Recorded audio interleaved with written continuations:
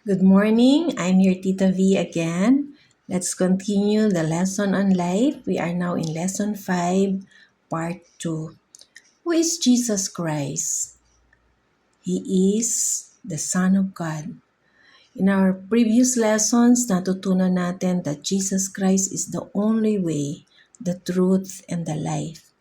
Because all are sinners, and the only one who can help us for that sin is only Jesus Christ. The penalty of sin is death. Yes, napag-aralan din natin yon. But someone without sins died on behalf of those with sins. Ang parusa sa kasalanan ay kamatayan, ngunit mayroong walang kasalanan ang namatay alang-alang sa may mga kasalanan. Sino ito? Si Hesus Kristo. Jesus Christ died para sa ating mga kasalanan. As what it says in Mark chapter 1 verse 1, this is the beginning of the good news about Jesus the Messiah, the Son of God. So the Messiah came to us to rescue us sinners, and He is the Son of God. Who is Jesus Christ again? The Son of God, ang anak ng Diyos. Malinaw ang sinasabi sa Mark chapter 1 verse 1. How did he confirm this? Paano pinatunayan ng Diyos na si Jesucristo ay kanyang anak? Sa Matthew chapter 3 verse 16 to 17, as soon as Jesus was baptized, he went up out of the water. At that moment, heaven was opened, and he saw the Spirit of God descending like a dove and alighting on him. And a voice from heaven said, "This is my Son, whom I love.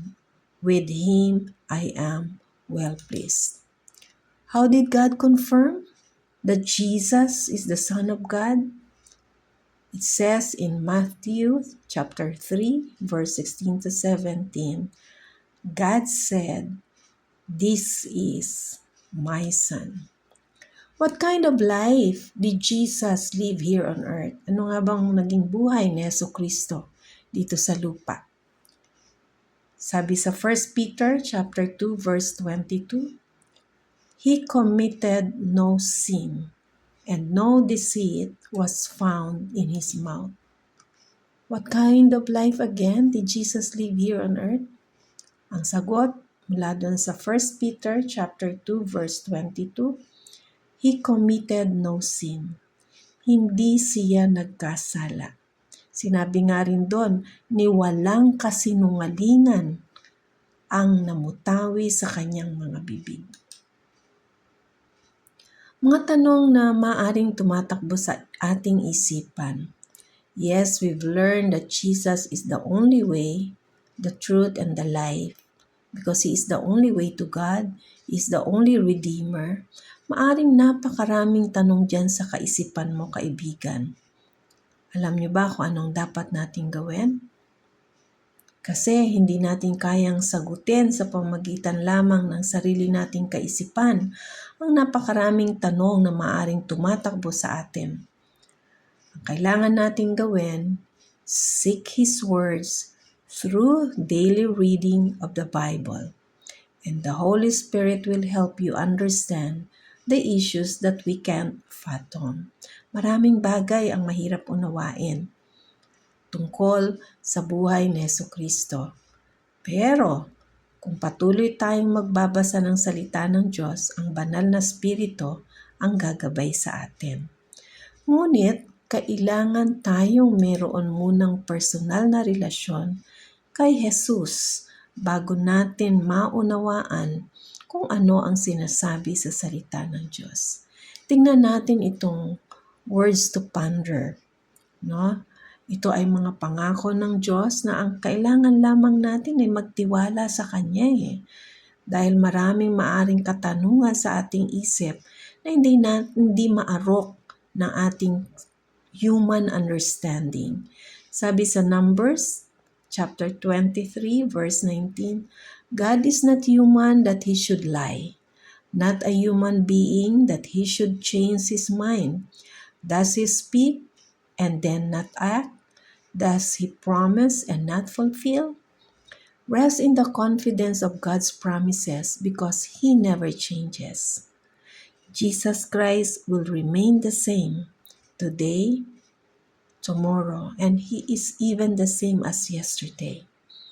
At ang promise ng God, he is our Redeemer, provided we will accept him as our Lord and Savior.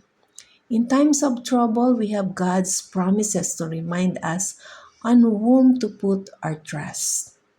This verse teaches us that God is an all-knowing God who doesn't change and always keeps His promises. Kaibigan, kung hindi mo pa tinanggap si Jesucristo sa buhay mo bilang Panginoon at sariling tagapagligtas at upang masigit mong maunawaan kung sino si Jesucristo na ipinadala ng Diyos dito sa lupa upang ating maging tagapagligtas, ay kailangan kang mayroong personal na relasyon sa Diyos. Kailangan mo siyang tanggapin sa iyong puso bilang Panginoon at sariling tagapagligtas. At kung ikaw naman ay mananampalataya na at matagal mo nang tinanggap si Jesucristo, hindi mo na kailangang ulitin ang panalangin ito.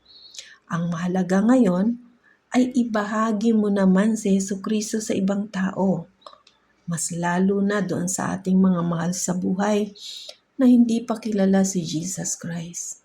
Alam mo kapatid, the only treasure that we can bring to heaven is the salvation of our loved ones. Tiyak na magre-rejoice ang mga anghel sa langit kung merong at least isang kaluluwa na tatanggap kay Jesucristo. Ngayon, kaibigan, kung kailangan mong tanggapin si Jesus Christ sa puso mo, sundan mo ang panalangin ito. Lord Jesus, I need you. Thank you for dying on the cross for my sins. I confess all my sins.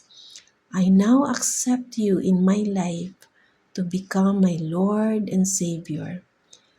Thank you for forgiving my sins and giving me eternal life.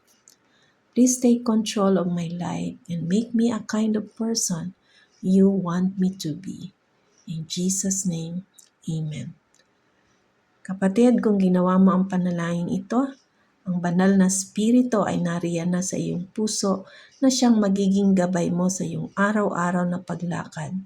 Sabayan mo ito ng pagbabasa ng salita ng Diyos sapagkat ang banal na spirito rin ang tutulong sa iyo upang unawain kung ano ang sinasabi sa salita ng Diyos.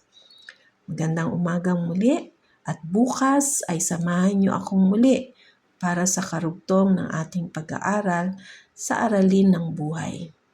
Good morning, love and prayers, Tita V. God bless everyone.